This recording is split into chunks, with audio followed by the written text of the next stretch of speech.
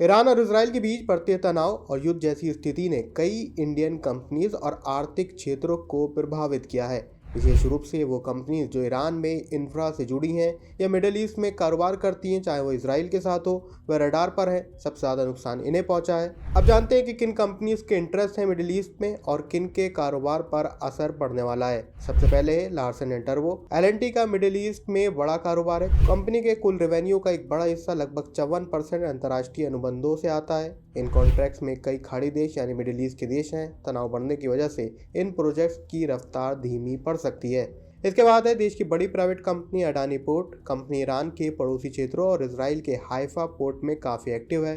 Persian gulf में shipping रुकने या फिर तेल टैंकरों की अगर आवाजाही रुकती है तो इसके बिजनेस पर सीधा असर पड़ेगा। बता दें कि इससे पहले कंपनी ने जनवरी 2024 में इसराइल के हाइफा पोर्ट में $1.03 अरब का निवेश किया था। इस निवेश पर भी कंपनी को अब खतरा मंडरा रहा है। इसके बाद KRBL लिमिटेड और LT फूड यानी दावत कंपनी पर भी काफ़ी असर पड़ने वाला है इस वॉर का। ये कंपनीज ईरान को बड़ी मात्रा में चावल को एक्सपोर्ट करती हैं। युद्ध की वजह से पेमेंट और लॉजिस्टिक की समस्या खड़ी हो गई है। कुछ खबरों के मुताबिक करीब 16,000 करोड़ से ज़्यादा के एक्सपोर्ट्स यहाँ पर प्रभावित हो सकते हैं, जिससे सीधे तौर पर हमारे किसानों को बड़ा नुकसान झेलना पड़ेगा, खासकर बासमती उगाने वाले किसानों को। अब बात करते हैं ऑयल कंपनीज की, तो ONGC और ऑयल इंडिया जैसी कंपनीज तेल का प्रोडक्शन करती हैं, इसलिए कीमतें बढ़ने से यहाँ इनका फायदा हो सकता है। लेकिन वैश्विक अस्थिरता यानी अनस्टेबिलिटी अगर बढ़ी रहती है तो निवेश को ये प्रभावित कर सकती है।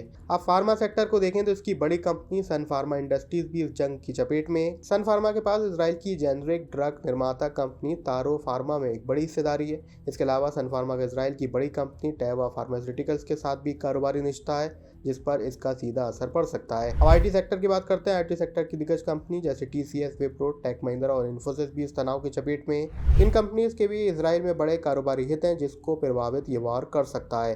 तो ऐसे में इन कंपनीज में क्या आप भी निवेश करने का सोच रहे हैं या अपना निवेश को अभी दूसरे एसेट में ट्रांसफर करेंगे? हमें कमेंट सेक्शन में ज़रूर लिखें।